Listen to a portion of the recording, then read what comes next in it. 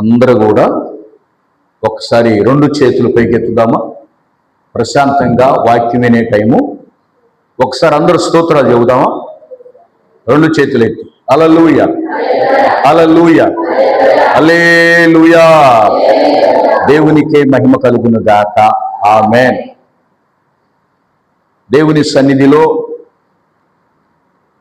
మరి దేవుని మహిమపరుస్తూ, దేవుని ఘనపరుస్తూ, ఆయన శ్రేష్టమైన నామాన్ని హెచ్చిస్తూ, దేవుడు మనందరికీ ఇచ్చినటువంటి ఈ శ్రేష్టమైన సమయాన్ని బట్టి, ఆయన మనలను ప్రేమించిన విధానాన్ని బట్టి, ఆయన మన పట్ల చేసిన కార్యాలను బట్టి, ఆయన మనల్ని ఎంతగానో తన యందు భద్రపరిచిన విధానాన్ని బట్టి ఆ తండ్రి అయిన దేవునికి కోటాను కోట్ల స్తోత్రాలు తెలియచేస్తూ, మరి వర్తమానం వినుటకు సిద్ధపడుతున్నటువంటి మీ అందరికీ నా నిండు మనసుతో పేరు పేరున నా హృదయపూర్వకమైనటువంటి వందనాలు తెలియజేస్తున్నాను.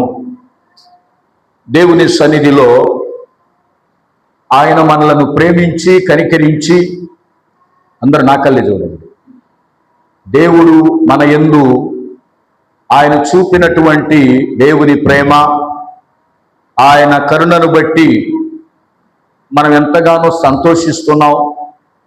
గడిచిన కాలం అంతా మనలను తన రెక్కల కింద భద్రపరిచి, కోడి ఏ విధంగా తన పిల్లలను భద్రపరుస్తుందో ఆ రీతిగా మనల్నందరినీ దేవుడు తన రెక్కల కిందే భద్రపరిచి కాపాడినందుకు దేవునికి మహిమ కలుగును గాక. ఆమేన్. ప్రియమైన దేవుని పిల్లలారా, అందరూ ఎట్లాగున్నారు? ఏమ్మా, అందరూ ఎట్లాగున్నారు? సంతోషంగా ఉన్నారా? దేవుడు ఇస్తుంది తింటూ, ఆయనను స్తుతిస్తూ, ఆయనను గణపరుస్తున్నారా? అవును, గణపరుస్తున్నారా? ఏమ్మా, అడిగిన ప్రశ్న అర్థమైందా? ఆయన ఇస్తుంది తింటూ, ఆయన చేస్తున్న మేళ్ళు అనుభవిస్తూ ఆయనను సేవిస్తున్నారా? ఆయనను గణపరుస్తున్నారా? అమ్మా, ఆయనను మహిమపరుస్తున్నారా? నోటితో చెప్పండి, తలతో కాదు నేను అడిగింది. ఎట్లా అనకూడదు. గణపరుస్తున్నామండి, అవునా కాదా? మహిమపరుస్తున్నామండి, మేము సేవిస్తున్నాం దేవుణ్ణి. దేవుడు మమ్మలను ఉద్దేశించి, మమ్మలను కనికరించి, దేవుడు ఇంతవరకు మరి సంవత్సరం పంట విషయంలో కదమ్మా, పాడి విషయంలో, పిల్లల ఉద్యోగాలలో, చదువులో, అన్నిట్లో, అన్ని రంగాల్లో దేవుడు తోడుగా ఉన్నందుకు ఎంతో సంతోషిస్తున్నాం, ఆనందిస్తున్నాం. అన్నవాళ్ళు స్తోత్రం చెప్పండి. గట్టిగా గట్టిగా చెబుదాం, సంతోషంగా చెబుదాం, నవ్వుతూ చెబుదాం. దేవునికి మహిమ కలుగును గాక. నేను మంచిది. ప్రియ దేవుని పిల్లలారా, పోయిన వారం వాక్యం గుర్తుందా? ఏం చదువుకున్నాం అమ్మా?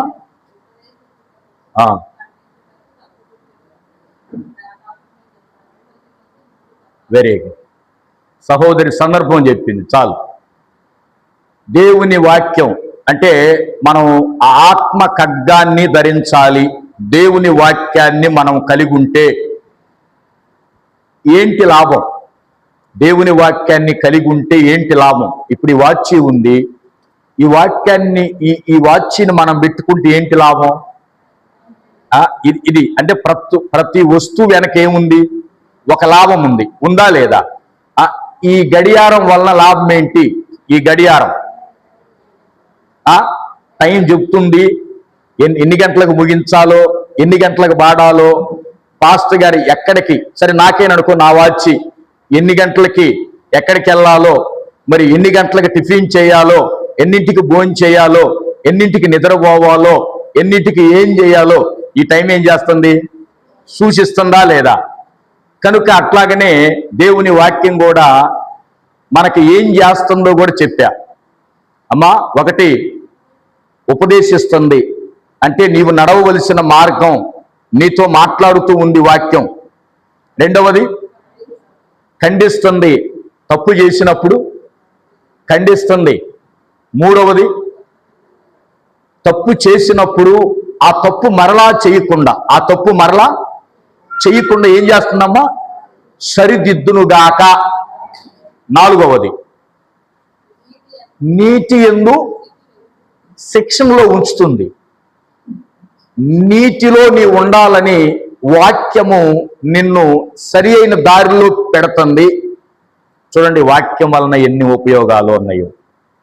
అందుకని మనము దేవుడు ఏమన్నాడు యుద్ధంలో, ఎఫెసీ పత్రిక, ఇంకా ఎఫెసీ పత్రిక యుద్ధం ఈ సంవత్సరంతో ముగించబడదో.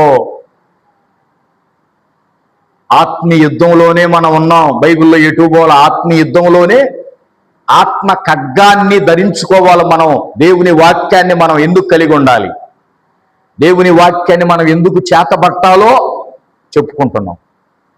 ఈరోజు ఇంకొక మేలు ఉంది దేవుని వాక్యం వలన. ఈరోజు దేవుని వాక్యం వలన ఇంకొక మేలు ఉంది. ఆ మేలు ఏంటో నేను చదివి వినిపిస్తాను మీకు. హెబ్రీ పత్రిక తీయండి అందరూ. హెబ్రీ పత్రిక 4వ అధ్యాయం తీయండి. హెబ్రీ పత్రిక 4వ అధ్యాయం తీశారా? 4వ అధ్యాయం 11,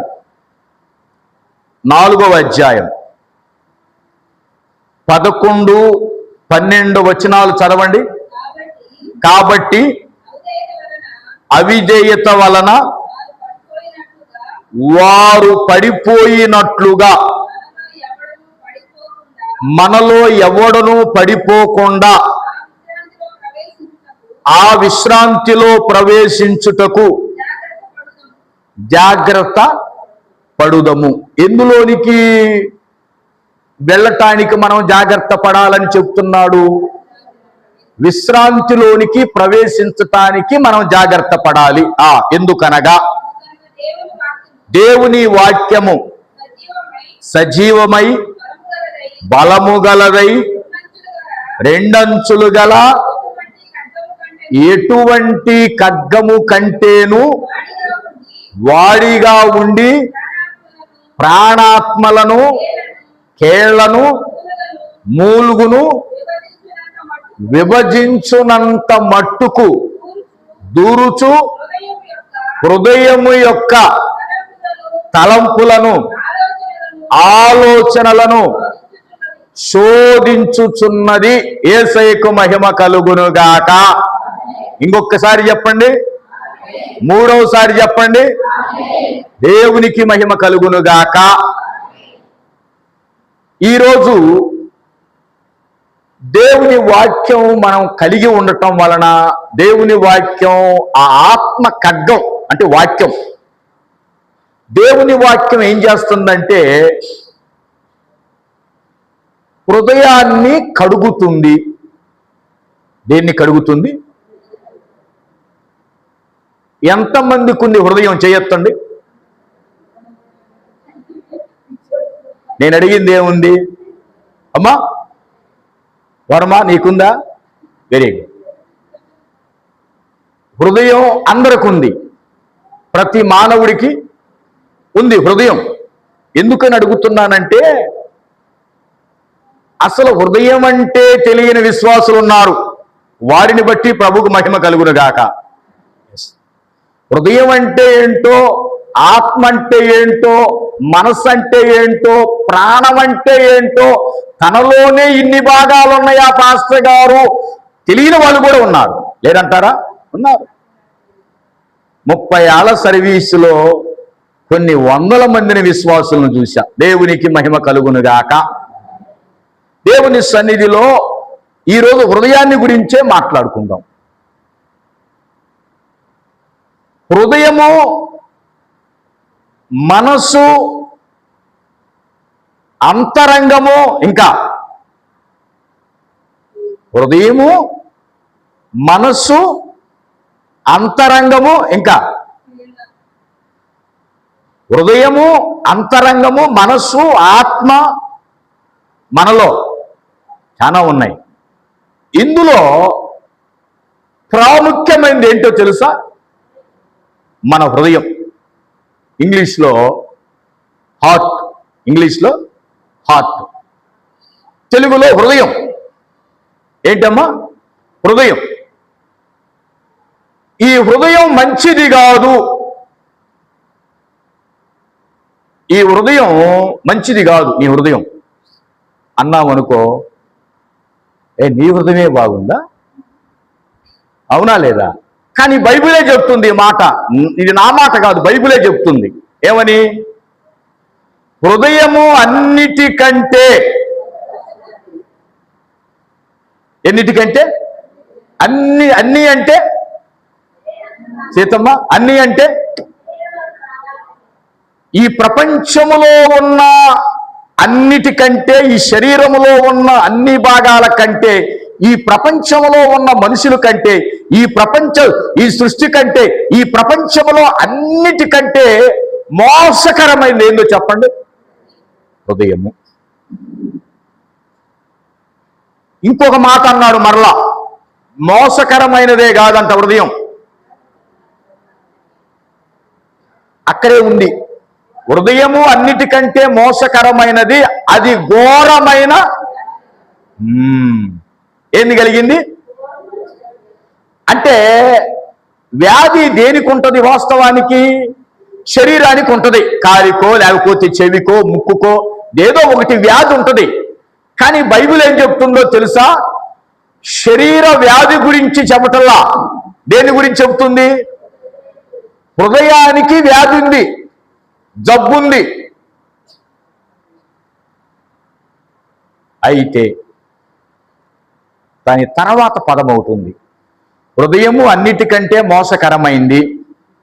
దాని తర్వాత పదం అది ఘోరమైన వ్యాధి. దాని తర్వాత పదం అవుతుంది దానిని గ్రహించగలవాడు ఎవడు అన్నకాడ క్వశ్చన్ మార్క్ ఉందా లేదా?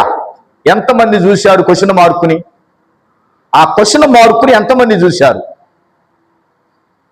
బైబిల్లో కామా ఉందా, క్వశ్చన్ మార్క్ ఉందా, టిక్ ఉందా అనేది మనం చదివేటప్పుడు జాగ్రత్తగా చూసుకోవాలి.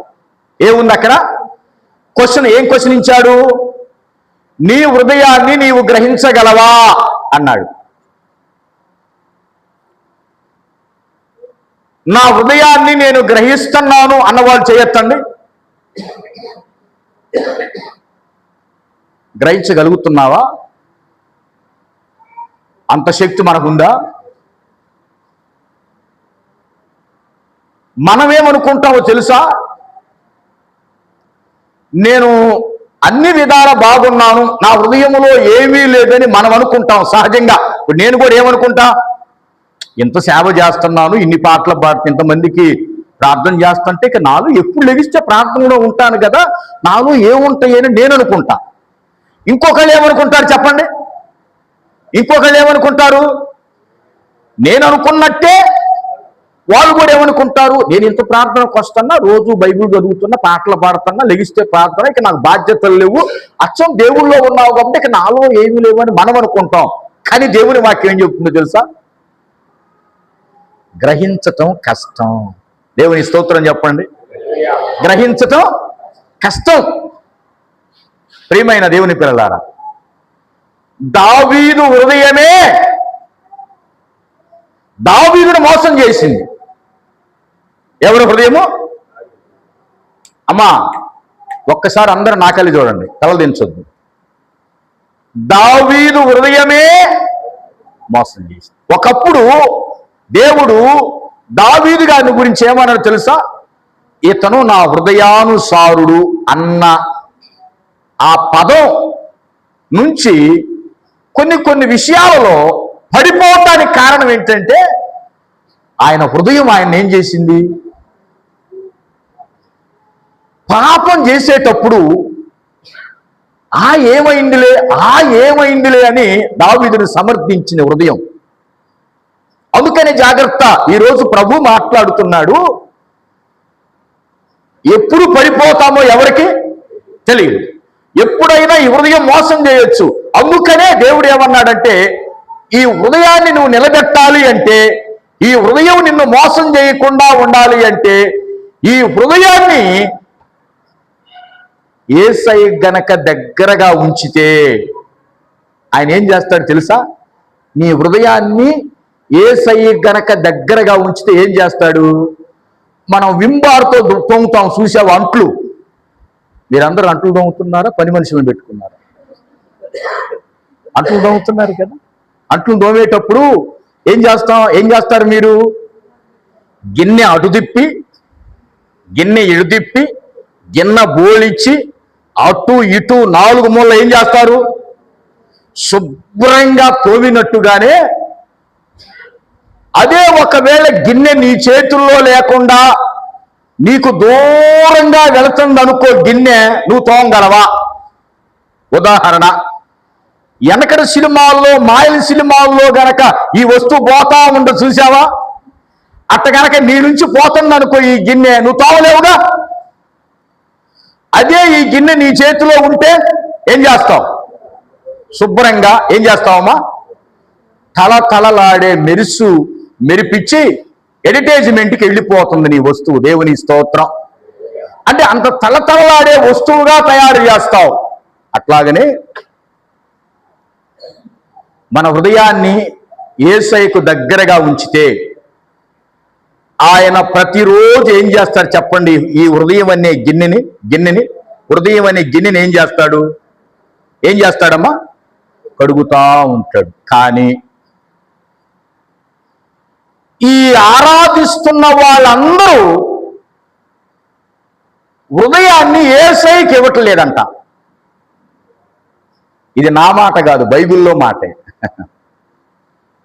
అర్థం కాల మీకు అర్థం కాల. కుర్చీలో వాళ్ళకి అర్థమైందా? అయ్యా, ఆరాధిస్తున్నారు, మంచిది.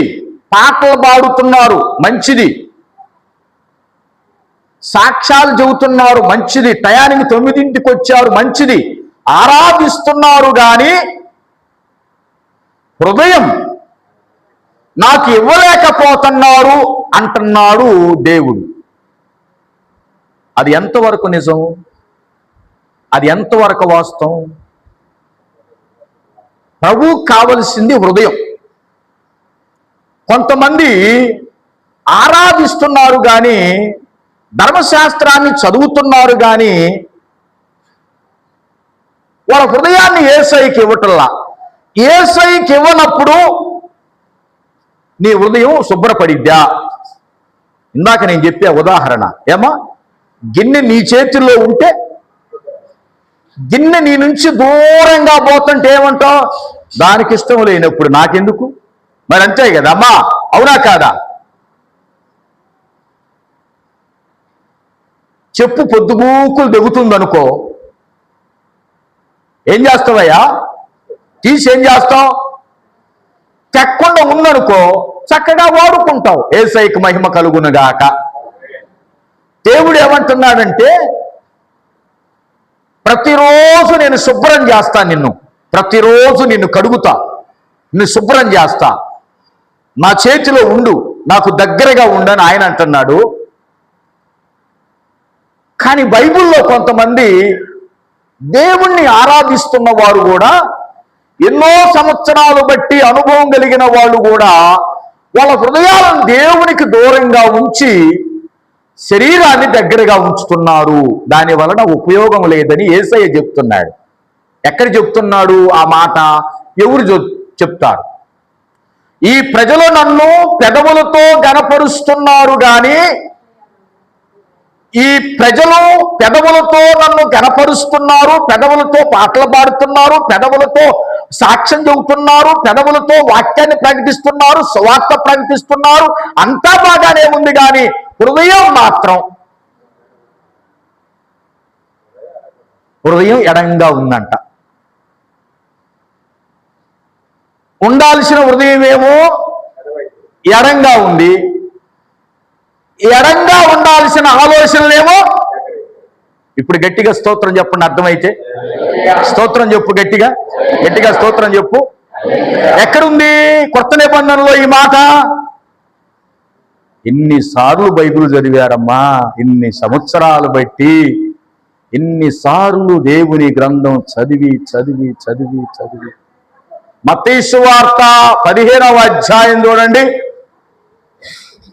మత్తయి సువార్త కొన్ని వాక్యాలు ఏం కావాలో తెలుసా? మైండ్లో ఫిక్స్ అయిపోవాలి. కొన్ని వాక్యాలు మైండ్లో ఏం కావాలి? ఫిక్స్ అయిపోవాలి. ఎక్కడ ఏముందో. ఎన్నో వచనమమ్మా? చదువమ్మా ఇప్పుడు. ఈ ప్రజలు తమ పెదవులతో నన్ను ఘనపరుచుదురు గాని వారి హృదయము నాకు ఇంకా మనుష్యులు కల్పించిన పద్ధతులు దైవోపదేశములని బోధించుచు వారు నన్ను వ్యర్థముగా, గట్టిగా స్తోత్రం చెప్పండి, వ్యర్థంగా ఆరాధిస్తున్నారు. అంటే ఆరాధన వ్యర్థమైపోతుంది. ఇప్పుడు మనం ఆరాధనకి ఎందుకు వచ్చాం అమ్మా? ఎందుకు వచ్చాం 9ంటికి? నా ఆరాధన అంగీకరించయ్యా, నా ఆరాధన అంగీకరించయ్యా, నా నైవేద్యం అంగీకరించయ్యా, నా నైవేద్యం అంగీకరించయ్యా అని వచ్చావా లేదా? మరి ఆయన అంగీకరించాలంటే నైవేద్యాన్ని, నీ అర్పణ అంగీకరించాలి అంటే, నీ ఆరాధన అంగీకరించాలి అంటే దేవునికి దగ్గరగా ఏముండాలి? హృదయం. నీ హృదయం, నీ మనస్సు దేవునికి దగ్గరగా ఉందనుకో, ఆరాధించు, హృదయముతో ఆరాధించు, దేవుడు సంతోషిస్తాడు. హృదయాన్ని దూరంగా ఉంచి నువ్వు ఆరాధన చేసి వెళ్ళావనుకో, పేరుకు మాత్రమే. నేను కూడా అంతేనమ్మా. వాక్యం చెప్పి నా హృదయం యేసయ్యకి ఇవ్వలేదు, నేను సేవ చేస్తుంటే ఉపయోగం ఏముంది? నా సేవ ఏమీ లేదు. కానీ ఉపయోగం ఎక్కడుంది? మన హృదయము దేవునికి ఇస్తే దేవుడు ఏం చేస్తాడు? అరిటాలమ్మ గారు ఒక పాట పాడేది, నీ హృదయము ప్రభుకిమ్మో. పాడండి ఆ పాట, గట్టిగా పాడండి. ఈ హృదయము ప్రభుకిమ్మో, ప్రభు జీవము నీదగును, యేసు క్రీస్తుని పిలచెనుగా, రావేలవో యువక, యేసయ్య రావేలవో యువతి, నీ హృదయము ప్రభు జీవము నీదగును, నీ హృదయము ప్రభు, అందరూ జీవము నీదగును, దినములు రాకముందే స్మరించుము, దినములు రాక, పాడాలి, స్వరం తగలట్లా, రాచకుని నా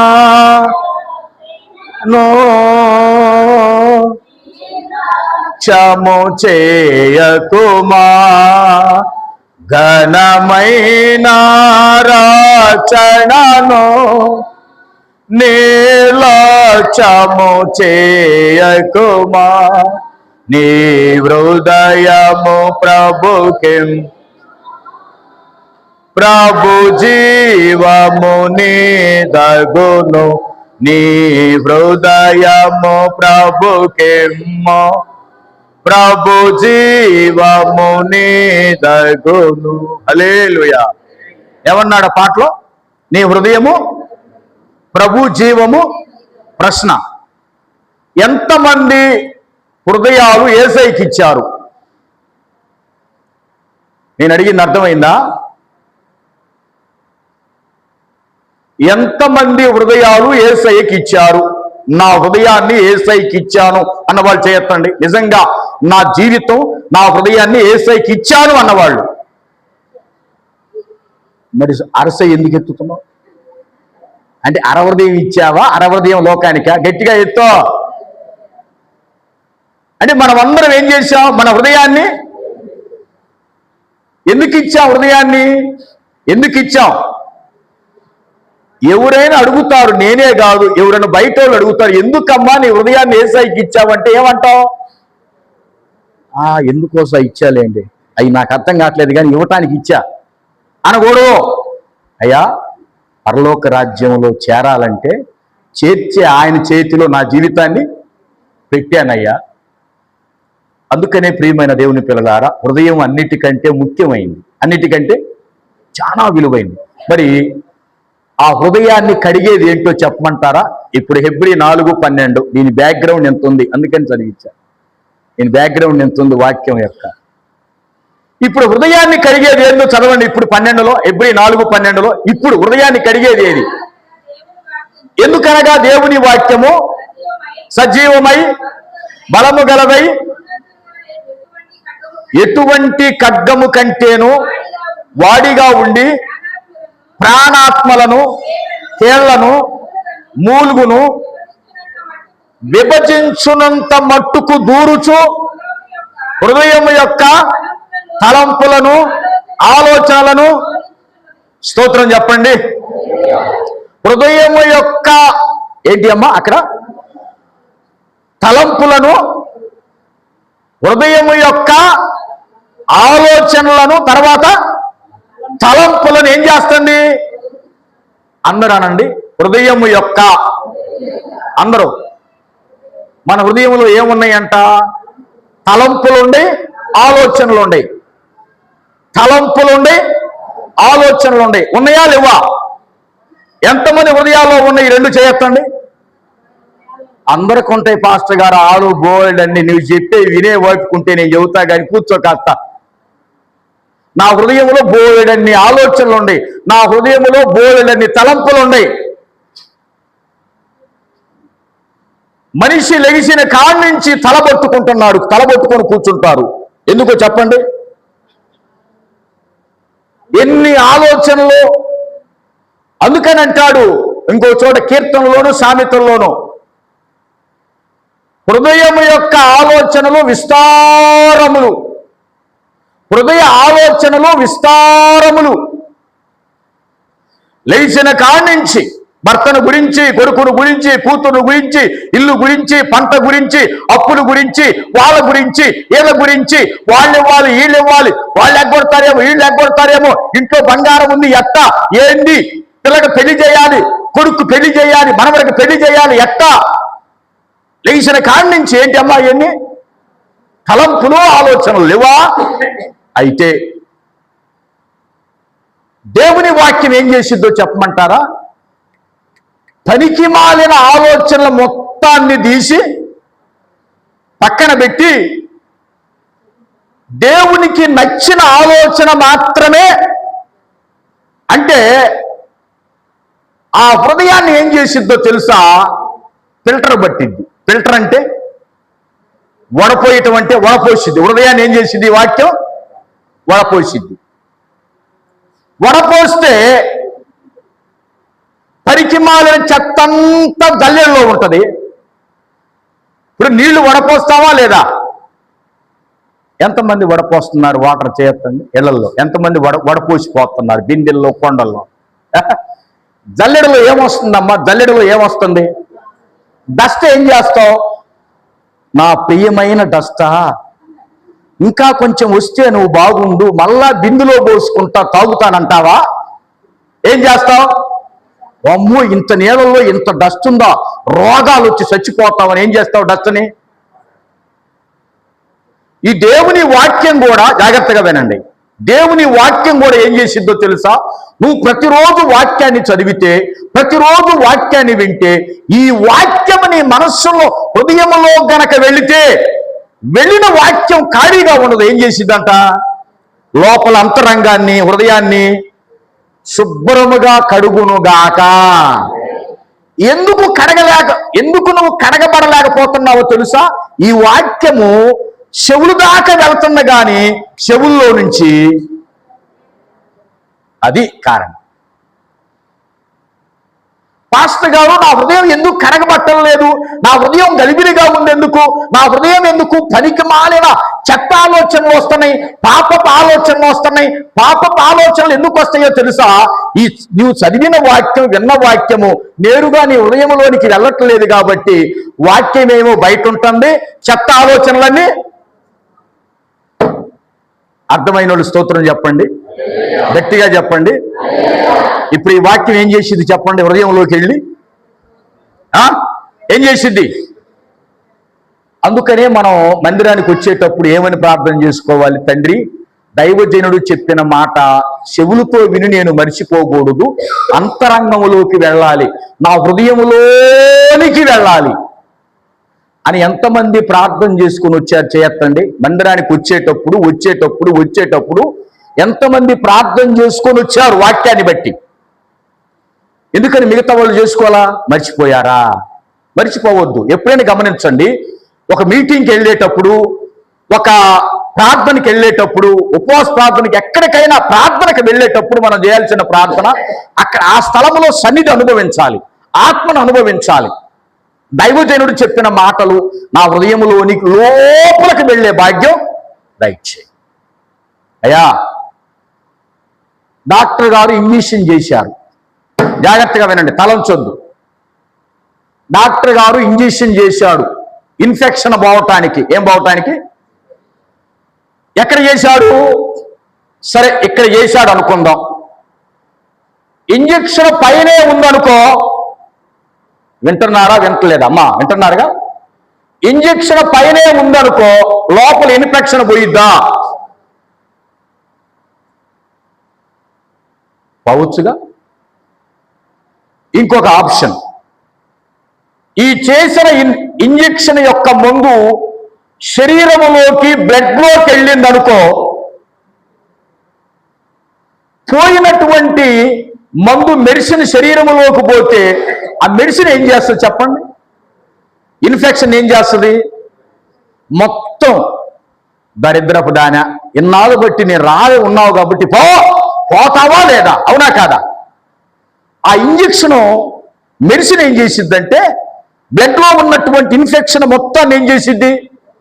తీసి 4-5 ఇంజెక్షన్ చేసిన తర్వాత డాక్టర్ గారు మళ్ళా టెస్ట్ చేసి బ్లడ్, అమ్మా ఫస్ట్లో నీ బ్లడ్లో ఇన్ఫెక్షన్ ఉందమ్మా, వారం రోజులు మందులు వాడావు, మళ్ళా టెస్ట్ చేశానమ్మా, ఇన్ఫెక్షన్ లేదమ్మా అన్నారనుకో, నీకెట్లాగుంటుందో చెప్పు.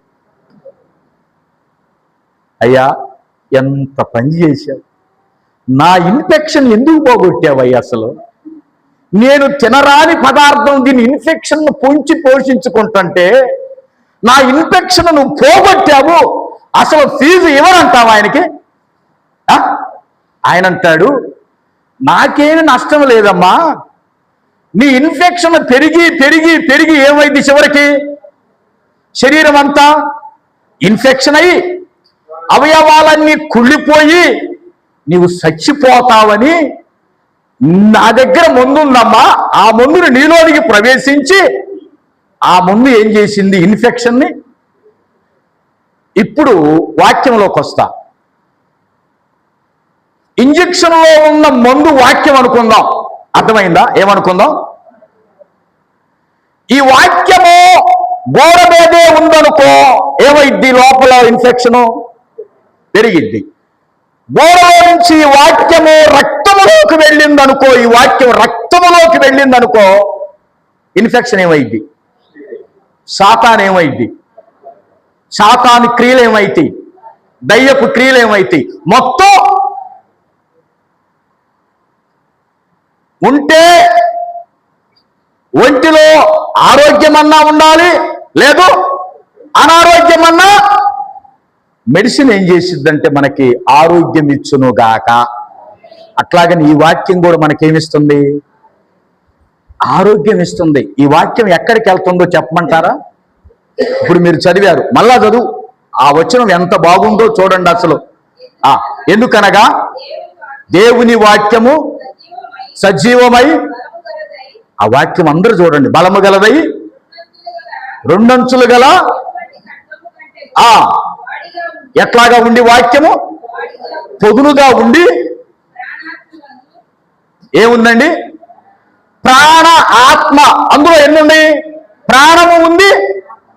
జాగ్రత్తగా వినండి పదం, ఒక్క నిమిషం ఆగు.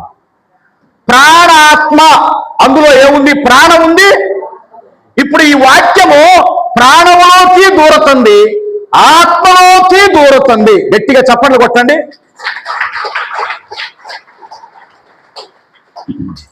నేను చిన్న వాక్యమైన విడదీస్తా వాక్యాన్ని. ఏ కీలుకు ఆ కీలు, ఏ నరానికి ఆ నరాన్ని విడదీస్తా. ఏ నరానికి ఆ నర, ఏ కీలుకు ఆ కీలు, ఏ చెయ్యికి ఆ చెయ్యి విడదీయకపోతే ఆ మనిషిలో ఏముందో ఏమి. వాక్యం ఎందులోకి వెళ్తుంది? ఎవరు చెప్తారు? ఇప్పుడు బైబిల్ చదివినోళ్ళు. వాక్యం ఎందులోకి వెళ్తుంది? ప్రాణములోకి వెళ్తుంది. అంటే ప్రాణములో ఏమైనా ఆలోచనలు ఉన్నాయా? ప్రాణం ఎందుకని ప్రాణంలోకి వెళ్ళిద్దో చెప్పమంటారా? కొన్నిసార్లు ఈ కష్టాలకి, ఈ బాధలకి ప్రాణం ఏమైంది? నా ప్రాణం పోతుంది, ఈయన్ని ఈదలేక, ఇతన్ని ఈదలేక, ఈ భర్తని, పాస్టర్ గారు నా ప్రాణం అంతుపడుతుంది, నా ప్రాణం పోతుంది అనేసరికి ఆ ప్రాణం ఏమైందంటే ఈదలేక కుంగిపోయింది. ఈ వాక్యం ఏం చేసిద్దో చెప్పమంటారా? కుంగిపోయిన ప్రాణాన్ని ఈ వాక్యం వచ్చి, ఎందుకు కుంగిపోతున్నావు, నేను వచ్చా నీకు సపోర్ట్గా, గట్టిగా చప్పట్లు పెట్టు. 42 కీర్తన. కోరవ కుమారులు, నా ప్రాణమా నీ వేళ కృంగి ఉన్నావు, నా దేవుని యందు నిరీక్షణ. గట్టిగా స్తోత్రం చెప్పు. ఈ వాక్యము ప్రాణాన్ని బలపరుస్తుంది. రెండవది ప్రాణాత్మ, ప్రాణములోకి వెళుతుంది. రెండవది ఆత్మలోకి వెళుతుంది. ఆత్మలోకి ఎందుకు వెళ్తుందో చెప్పమంటారా? ఆత్మలో కొన్ని లోక సంబంధమైన విషయాలు ఉన్నాయి. ఆత్మలో, నీ ఆత్మలో ఈ ఆత్మ వెళ్ళి దాన్ని శుభ్రపరుస్తుంది, నీ ఆత్మను శుభ్రపరుస్తుంది. దేవుని స్తోత్రం. ఆత్మానుసారంగా బ్రతకటానికి, ఆత్మ దేవుని ఆత్మానుసారంగా జీవించడానికి ఈ వాక్యము నీ ఆత్మలోనికి వెళ్తుంది, ప్రాణంలోకి వెళ్తుంది. వినాలి. ఆత్మలోకి ఇంకా ఎక్కడికి వెళ్తుంది? చదువు అక్కడే ఉంది. కీళ్ళలోనికి వెళ్తుంది. ఎంతమందికి కీళ్ళు ఉన్నాయి చేయొత్తండి. నేను అడిగింది అర్థం కాలా మీకు? అందరికి ఉన్నాయా? చేయొత్తండి. కీళ్ళు ఉన్న వాళ్ళందరూ. కోటిరత్నం గారికి లేవా? కీళ్ళు ఉన్నాయా లేవా? అమ్మా, కీళ్ళు అంటే ఏంటో చెప్పండి. కీళ్ళు అంటే ఎక్కడ ఉన్నాయి? కీళ్ళు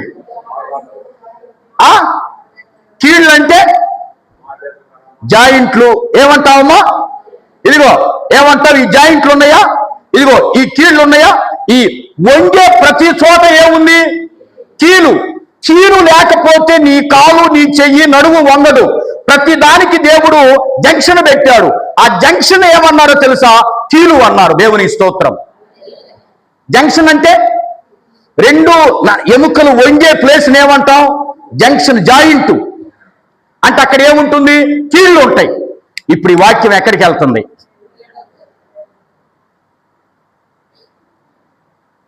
నువ్వు చదివిన తర్వాత, విన్న తర్వాత ధ్యానిస్తే ఈ వాక్యం ఎక్కడికి వెళ్తుంది? కీళ్ళల్లోకి వెళ్తుందా లేదా?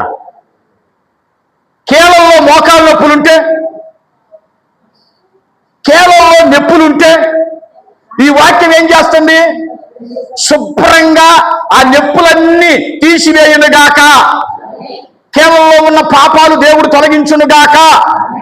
కీళ్ళల్లోకి వెళ్తుంది. తర్వాత ఎక్కడికి వెళ్తుందో చదువమ్మ. చాలు, ఇంకొక్క నిమిషం. ఎక్కడికి? మూలుగు ఎక్కడ ఉంటుంది? ఇప్పుడు కీళ్ళు అందరికి అర్థమైంది. మూలుగు ఎక్కడ ఉంటుంది? మూలుగు ఎక్కడ ఉంటుంది? మూలుగు అందరికి ఉందా?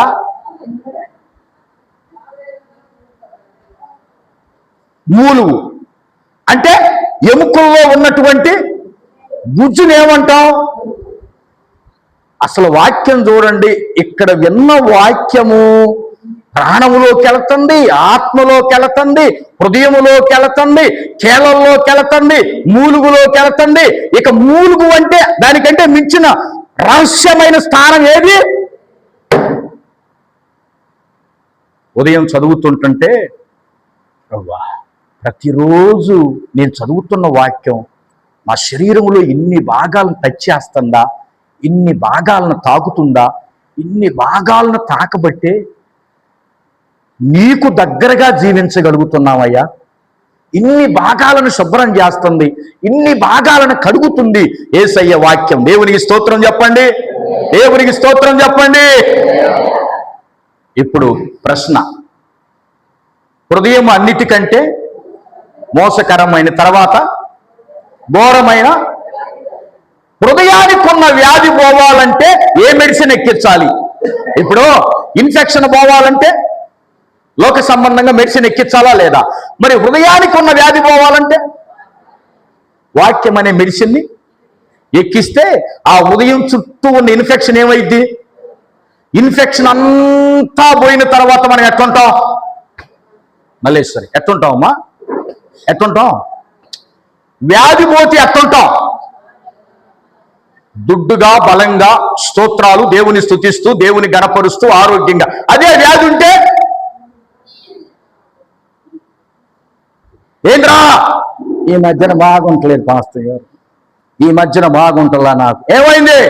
ఏదో తెలియని జబ్బు, కిసిమిసి జబ్బు వచ్చింది నాకు. ఏం జబ్బు? ఆ జబ్బుతో బాధపడుతున్నా.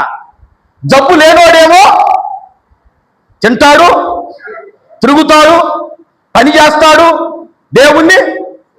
జబ్బున్నోడేమో నాకు జబ్బు ఉంది నేనేం చేయలేను, నాకు జబ్బు ఉంది నేనేం చేయలేను అన్నాడు. జబ్బు లేనోడేమో జబ్బుని తీసేసేది ఏంటో ఇప్పుడు చెప్పండి. హృదయంలో ఉన్న జబ్బుని, అంతరంగంలో ఉన్న జబ్బుని. ఏమండి, మనం శరీరానికి జబ్బు వస్తే ఎక్కడికి వెళ్తాం? ఎక్కడికి వెళ్తాం? హృదయానికి జబ్బు వస్తే ఎక్కడికి పోవాలి? ఎక్కడికి పోవాలి? యేసయ్య దగ్గరికి. ఆయన ఏమన్నాడు? నేను ఎందుకోసం వచ్చాను? రోగుల కొరకే వచ్చా. ఎవరి కోసం వచ్చా? రోగులంటే ఎవరు?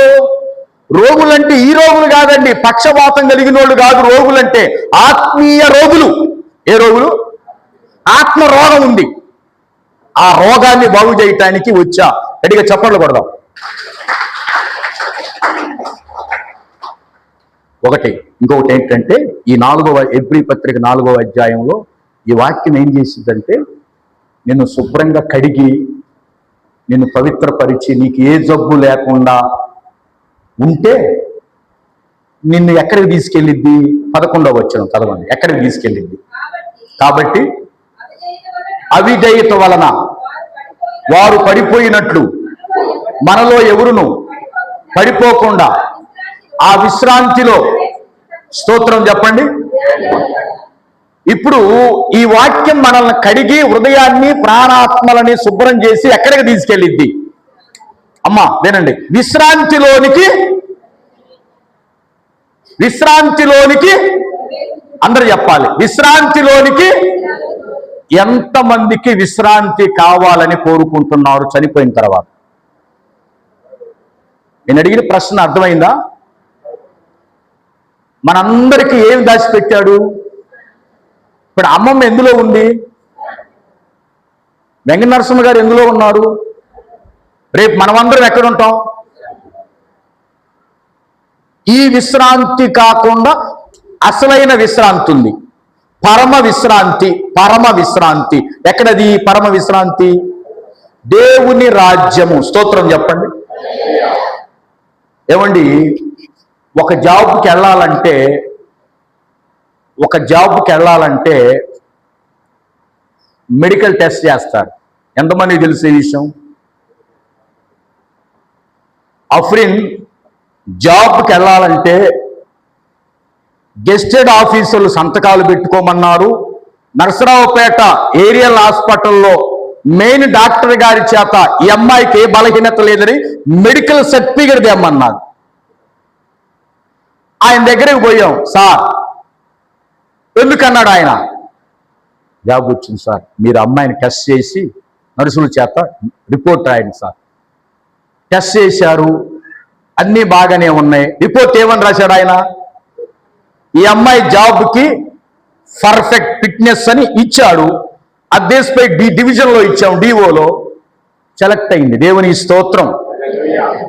నేను అడిగా డిఓలో, సార్ ఈ చిన్న జాబుకే మెడికల్ టెస్ట్ ఎందుకు సార్ అన్నా నేను ఆయన్ని. ఆయన ఏమన్నా తెలుసా, డిఓలో డివిజన్లో ఉన్న పెద్ద ఆయన, అయ్యా ఒకవేళ మీ అమ్మ ఏదైనా పొరపాటున జబ్బొచ్చి చనిపోతే ఆ ఉద్యోగం పరిస్థితి ఏంటి? అందుకనే మాకు ఆరోగ్యం కలిగిన వాళ్ళే కావాలి. 65 ఏళ్ళ సర్వీస్ ఉంది, 65 ఏళ్ల దాకా ఆరోగ్యం ఉంటే ఆమె చేసిద్ది, లేకపోతే ఇంతలో ఉండి అంతలో మాయమైపోయే ఉద్యోగానికే మెడికల్ టెస్ట్ అడిగితే మరి నీకు మెడికల్ టెస్ట్ దేవుడు చేయడా? స్తోత్రం చెప్పు గట్టిగా. ఎంతలో ఉండి మాయమయ్యే ఉద్యోగానికే ఏరియా డాక్టర్ చేతను సర్టిఫికేట్ రాయించుకొని వచ్చే ఈ అమ్మాయికి ఏమీ లేదని రేపు పరలోకములో నీకు ఉద్యోగం ఇవ్వాలంటే దేవుడు ఇక్కడ నీకు ఉన్న వ్యాధి ఉంటే ఇస్తాడా? ఏ వ్యాధి? శరీర వ్యాధి కాదు నేను చెప్పింది, ఆత్మ వ్యాధి ఉంటే ఇయ్యడు. మరి ఏం చేయాలి పాస్టర్ గారు? ఆ జాబ్ జాయిన్ అయ్యే లోపులోనే, చనిపోయే లోపులోనే ఇక్కడ ఈ వ్యాధిని ఈ వాక్యం ద్వారా ఏం చేయాలి? రోజు ఏ రోజుకి ఆ రోజు రేపు టెస్ట్ చేయడానికి వస్తున్నాడు ఆయన. ఎప్పుడు? రాకడనే రెండవ అరిటాలమ్మ గారు పాడేది ఏమొస్తుంది? రేపు రాకడలో నేను టెస్ట్ చేస్తాడు. ఏం టెస్ట్? నీ హృదయాన్ని టెస్ట్ చేస్తాడు. హృదయానికి జబ్బుందా లేదా? ఒకవేళ జబ్బుందని తేలిందనుకో నువ్వు పక్కకి రా అంటాడు. జబ్బు లేదనుకో నువ్వు పర్ఫెక్ట్, నీ ఉద్యోగం చేసుకోవటానికి వెళ్ళు. గట్టిగా స్తోత్రం చెప్పు. జబ్బును తీసేసేది మెడిసిన్ దేవుని వాక్యమే. అందుకనే హెబ్రీ 4వ అధ్యాయంలో ఇశ్రాయేలీయులు చాలా మంది విశ్రాంతిలోనికి ప్రవేశించకుండా తప్పిపోయారంట. ఆ అధ్యాయం ఇంటికి పోయినా చదవండి. ఎందుకని తప్పిపోయారో తెలుసా? వాళ్ళు వాక్యాన్ని విని మరిచిపోయారంట. విని మరిచిపోయేసరికి ఆ వాక్యం వాళ్ళకి ఏమైందంటే నిష్ప్రయోజనం అయిపోయింది. ప్రయోజనం లేదు. దేవుడు అన్నాడు ఆ అధ్యాయంలో, వాళ్ళ వలె మనం ఉండకూడదంట. గట్టిగా స్తోత్రం చెప్పు. ఎవరి వలె? ఇశ్రాయేలీలు పడిపోయినట్లుగా, అదే 11వ వచనం సహోదరి చదివింది. వాళ్ళు పడిపోయినట్లుగా మనం కూడా పడిపోకుండా ఉండాలంటే ఈ వాక్యానికి అవకాశం ఇవ్వు. గట్టిగా చప్పట్లు కొట్టండి.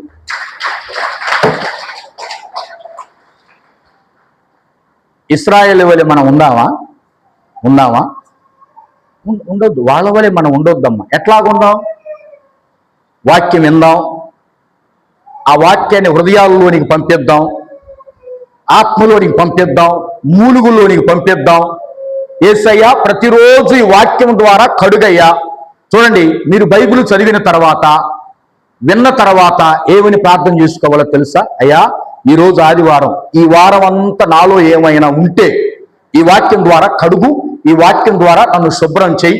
నేను పవిత్రురాలుగా ఇంటికి వెళ్ళాలి, ఏ వ్యాధి లేనివాడుగా ఇంటికి వెళ్ళాలి, ఏ జబ్బు లేని బిడ్డగా ఇంటికి వెళ్ళాలి, స్వస్థత కలిగి నేను వెళ్ళాలయ్యా ఈ వాక్యం ద్వారా అని మనం ప్రార్థన చేసుకుని ముందుకెళ్ళాలని ప్రేమతో నేను మనవి చేస్తూ, అందుకని దేవుడు ఆత్మ ఖడ్గాన్ని ధరించమన్నాడా లేదా?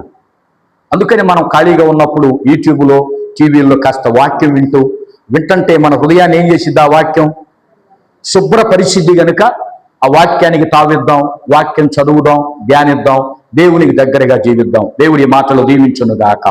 ఆమేన్. హల్లెలూయా, హల్లెలూయా, హల్లెలూయా. దేవునికే మహిమ కలుగును గాక. ఆమేన్.